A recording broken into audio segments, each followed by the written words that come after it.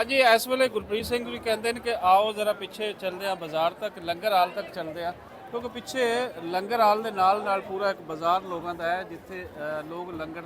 ਉਹਨਾਂ ਨੇ ਆਪਣੇ ਤੌਰ ਤੇ ਵੀ ਲਾਇਆ ਹੈ। ਇੱਕ ਤੇ ਇੱਥੋਂ ਦੇ ਗੁਰਦੁਆਰਾ ਕਮੇਟੀ ਵੱਲੋਂ ਲੱਗਿਆ ਹੋਇਆ ਤੇ ਦੂਸਰਾ ਲੋਕ ਆਪਣੇ ਤੌਰ ਤੱਕ ਜਿਤਨੇ ਆਉਂਦੇ ਨੇ ਉਹ ਵੀ ਲਾਉਂਦੇ ਨੇ। ਸੋ ਰੌਣਕਾਂ ਲੱਗੀ ਹੋਈਆਂ ਜੇ ਇਸ ਵੇਲੇ ਤੇ ਚੱਲਦੇ ਆ ਤੁਹਾਨੂੰ ਦਿਖਾਉਂਦੇ।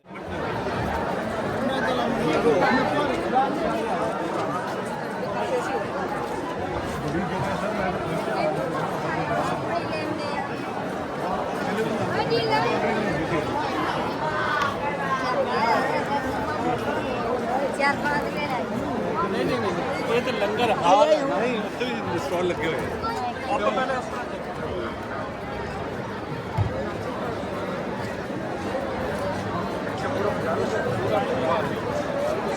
पहले पूरा बाजार लग गया है। मैं भी बना लेता हूँ।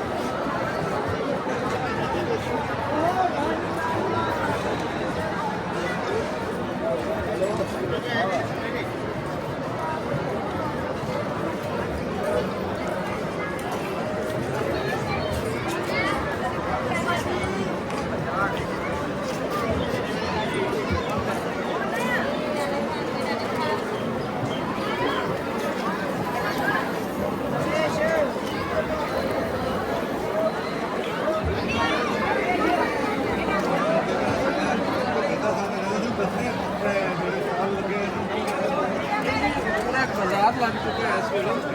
लंगर हाल सामने है और ये नाल बैक साइड पे चार पांच चतियां ਵੱਖ-ਵੱਖ ਜਿਵੇਂ ਬਾਜ਼ਾਰ ਹੁੰਦਾ ਹੈ ਜਿਵੇਂ ਮੇਲਿਆਂ ਦਾ ਬਾਜ਼ਾਰ ਹੁੰਦਾ ਹੈ ਕੋਈ ਬਾਜ਼ਾਰ ਲੱਗ ਕੇ और ਉਹਦੇ ਨਾਲ बैक साइड पे लोग लंगर ਦੀ ਸੇਵਾ ਦੇ ਨਾਲ ਲੱਗਿਆ ਨੰਬਰ ਤੇ ਦੇਖਾ है इस साइड पे भी है कई बाजार बन रहे हैं ਜਦੋਂ ਵੀ ਗੁਰਪੁਰਬ ਦਾ ਟਾਈਮ ਹੁੰਦਾ है बाजार ਤੁਸੀਂ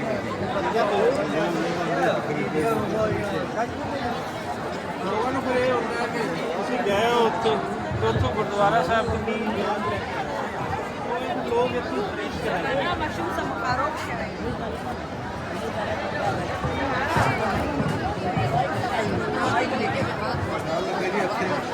लोग बंदे अपना सिग्नो एक मेला टाइप है ਤੁਸੀਂ ਆਪਣਾ ਇਹ ਵੱਧ ਪੂਰਬ ਦੇ ਜਿਹੜੇ ਪਿੰਡਾਂ ਤੋਂ ਆਉਂਦੇ ਜਾਂ ਦੂਸਰੇ ਸ਼ਹਿਰਾਂ ਤੋਂ ਆਉਂਦੇ ਸੋ ਆ ਕੇ ਆਪਣਾ ਇੱਥੇ ਹੁਣ ਨਾਲ ਅੱਗੇ ਕੁਝ ਲੋਕਾਂ ਨੇ ਆਪਣੇ ਖਾਣ ਪੀਣ ਦੇ ਉਹ ਲੰਗਰ ਵੀ ਲਾਏ ਨੇ। ਠੀਕ ਹੈ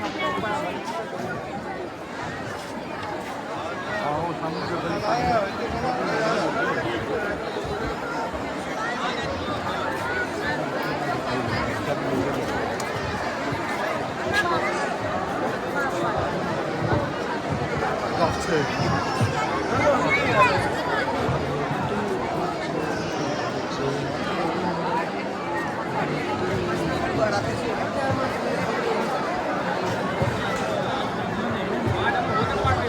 गाड़ी काई में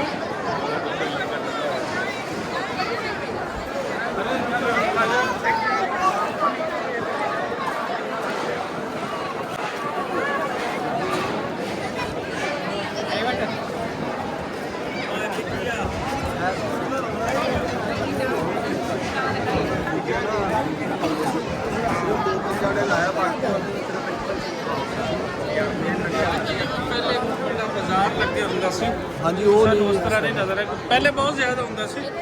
ਇਸ ਵਾਲੀ ਕੁਝ ਲਾੜ ਨੇ ਦਿੱਤਾ ਕਿ ਜਾਂ ਫਿਰ ਹਾਲ ਦੇ ਅੰਦਰ ਥੋੜਾ ਜਿਹਾ बैक साइड पे चलते हैं आपको दिखाओगे बच्चों कौन है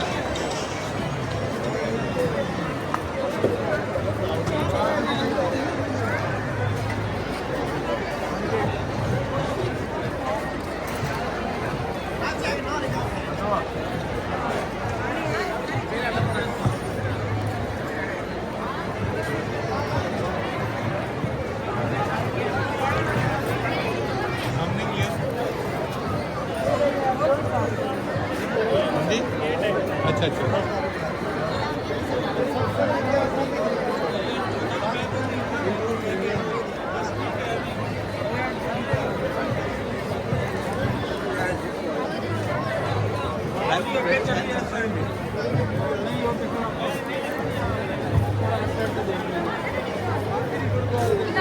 चलिए मुड़िए उस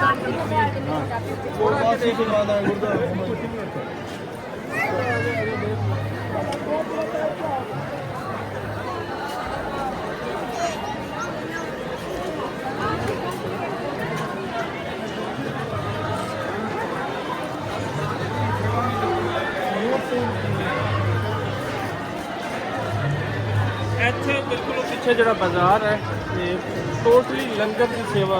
ਉਹ ਇੱਥੇ ਲੋਕ ਨਿਭਾ ਰਹੇ ਔਰ ਇੱਥੇ ਲੰਗਰ ਹਾਲ ਦੇ ਨਾਲ ਨਾਲ ਜਿਹੜੇ ਕਈ ਬਾਜ਼ਾਰ ਬਣ ਜਾਂਦੇ ਆ ਬਾਜ਼ਾਰ ਪੂਰੇ ਲੰਗਰ ਦੇ ਬਾਜ਼ਾਰ ਨੇ ਆ ਲੰਗਰ ਤਿਆਰ ਵੀ ਹੋ ਰਿਹਾ ਦੇਖ ਸਕਦੇ ਹੋ ਆਪਣੇ ਤੌਰ ਤੇ ਲੋਕ ਜਿਹੜੇ ਬਣਾ ਰਹੇ ਆ ਇੱਥੇ ਕੋਈ ਸਬਜ਼ੀ ਦੀ ਸੇਵਾ ਨਿਭਾ ਰਹੇ ਆ ज़्यादा लंगर सकते ਨਹੀਂ ਲੰਗਰ ਤੇ ਹੁਣ ਨਹੀਂ ਕਰਨਾ ਬਸ ਬਣਦਾ ਦੇਖਣਾ ਦੇਖ ਕੇ ਖੁਸ਼ ਹੋਣਾ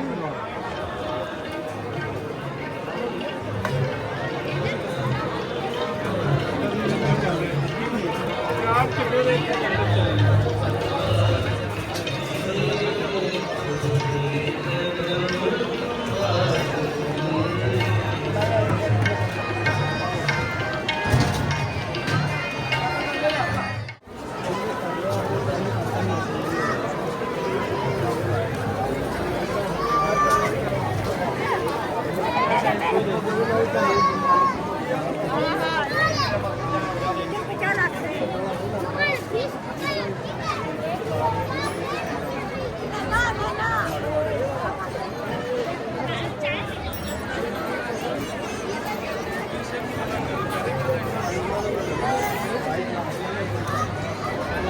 ਚੱਲਦੇ ਆ ਅੱਗੇ